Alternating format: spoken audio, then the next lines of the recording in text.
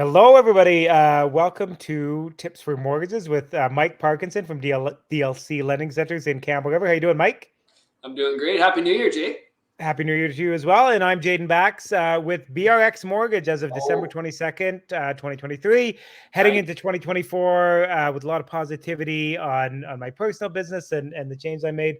Very excited about personal changes in my life.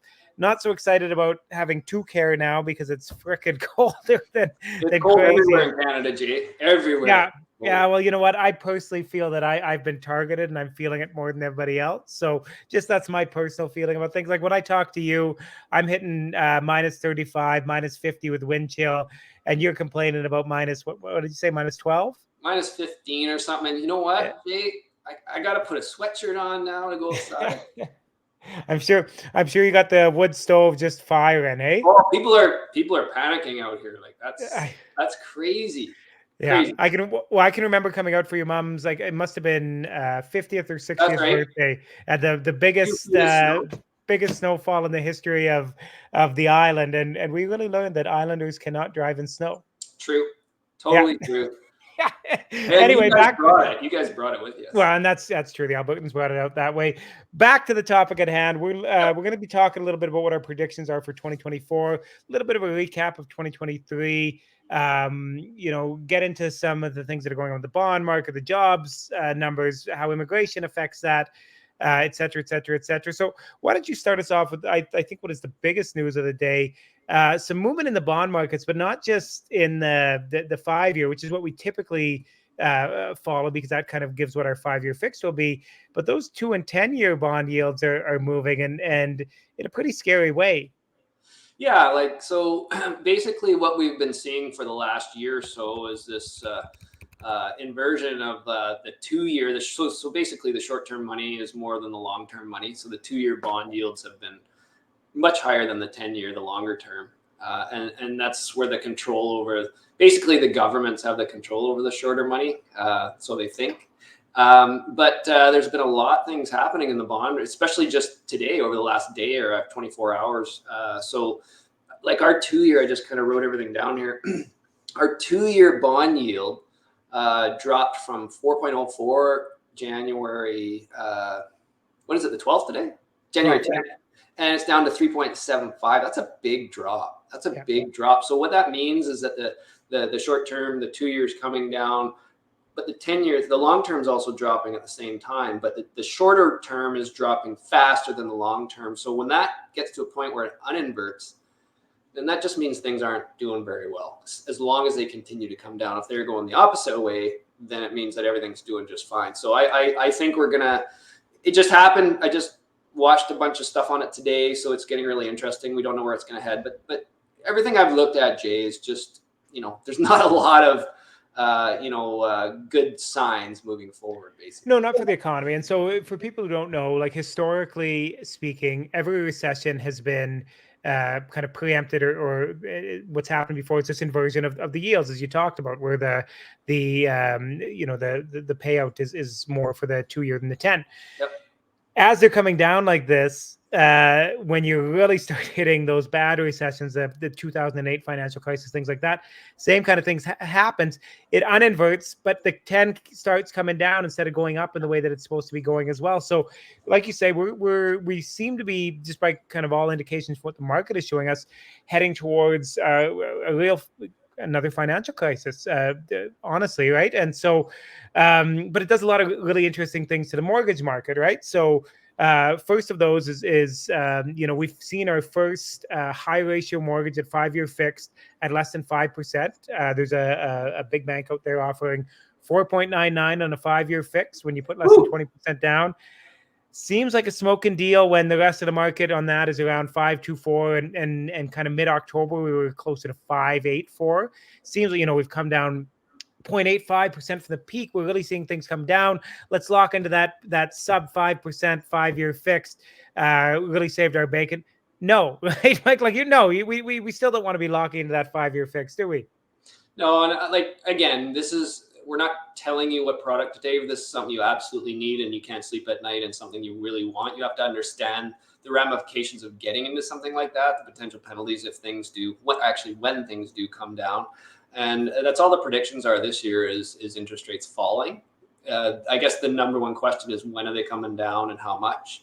Everybody's got their different views on that, but we'll talk a little bit about that in a minute. But yeah, like Jaden said, like these rates are still comparably high, like very high over the last 10 years. We've had such low rates for so long, with the most debt we've ever had and growing like crazy. Like what I read a stat that, so the US is this year alone, they've spent, I think, $2 trillion. Like they've increased their debt 2 trillion. Anyway, and just this month alone, it was 116 or 120 billion they've added to the deficit. So it's crazy with all this debt. These high rates they just can't sustain it.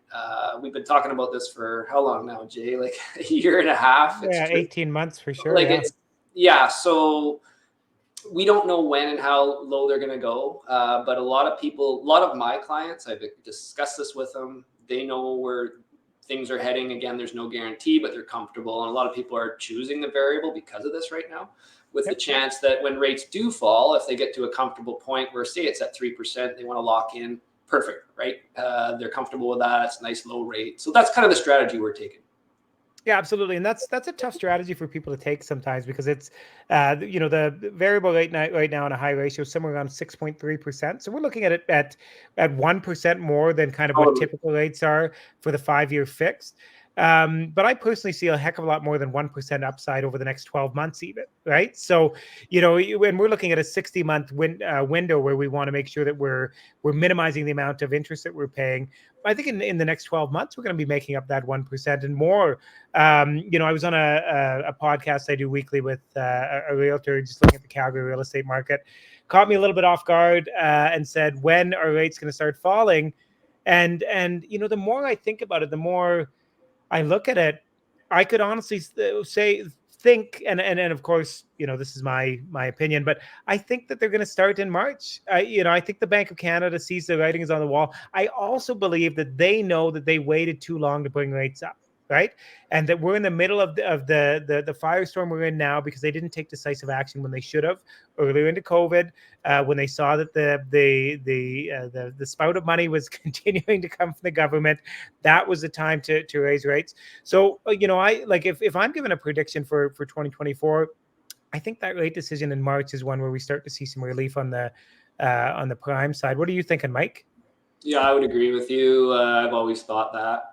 Now with all these trigger signs coming, and like honestly, things aren't great. Like you show me that things are going to be great, and then inflation's going to just explode again. And like, so we're starting to see, unemployment really hasn't started to tick up much. We'll talk a little bit about the jobs report, which are bogus half the time anyways, and they get revised every, a few months later.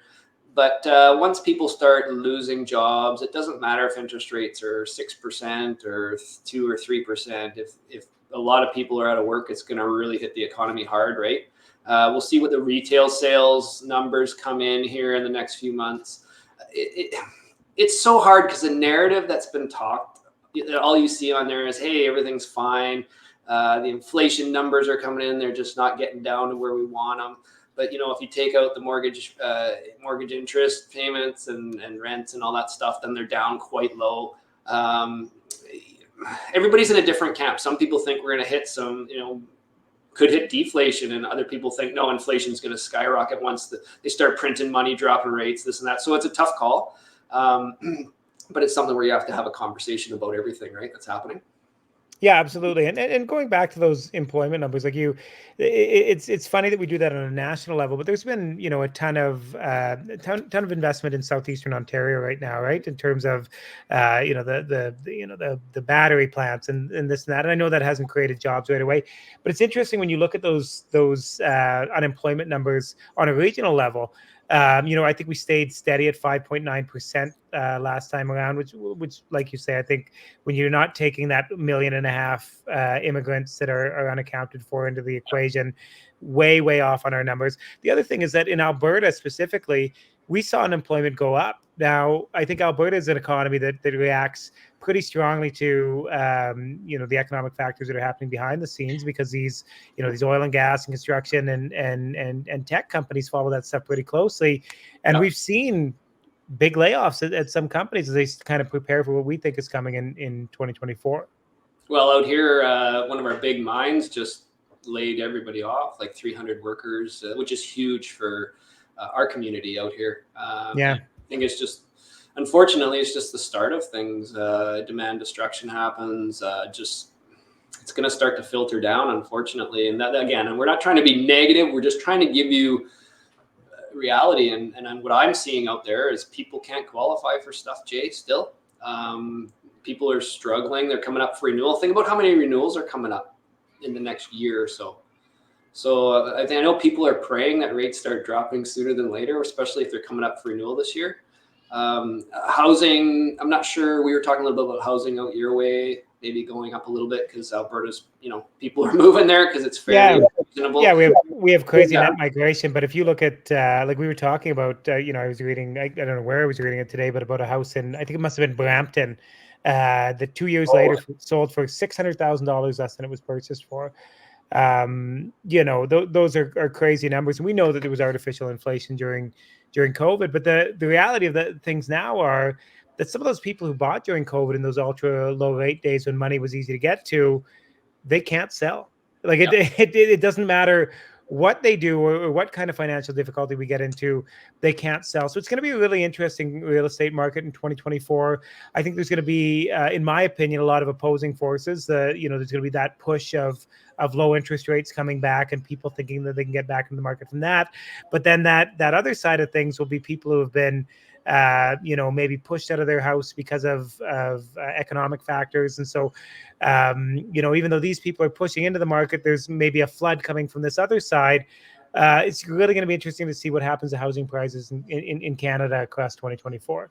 Yeah, like everybody's got their own opinion. We don't have, we don't have a crystal ball. We can't tell you what or what not to do. If you find the right place now and it works for you and your payment's comfortable today with these rates, and you put a strategy in where you look at it, maybe the variable or something, and knowing that your payments are going to come down over the near term, then you're going to be laughing, right? You found a house you want to stay in, you want to be in, and you're going to be fine, right? But and that's the beautiful thing about the high rates, right? Like, so if you come in at 6.3% right now and things start going down, but you've planned for that payment. Every lender that we work with has different prepayment policies, but the most common one is 2020, right? So you can always increase your payments by 20%, and you can always do lump sum payments of 20% annually. Yep. So there's incredibly powerful ways now to, if you are budgeting on high rates, to pay down your house faster than you would think possible. Yeah, or take advantage. Let's say rates do drop to 2.5%, 3%, and you can lock into a fixed rate at 3% less again. That's something that people might just think and just do it and say, forget it. We've seen these rates. They've been all over the place. We don't want to go back to the 5 or 6% again. So we're just going to do this and it's going to work for us. So again, discuss everything with your broker. Give us a call. I'm out in BC if you need any help. Happy to give you a second opinion if you're up for renewal, or if you just want to chat. And, even if your mortgage even if you're halfway through your term and you're just confused about everything, give Jay a call in Alberta or myself in BC. We're happy to help. And then the next update is coming out, inflation report, CPI, I think on the 16th, hey, Jay? Yeah. And then 25th is when the next Bank of Canada update is. So I think everybody just knows they're going to hold steady then. So we'll have an update next week. Is there anything else that we missed? Anything? I think we. No, I don't think so. We'll come back to you weekly. I think this is going to be a really interesting year. So keep up to date with us. Always happy to take your calls, and we'll see you next week. See you later, guys. Have a good one. See you, Jay. Bye, buddy.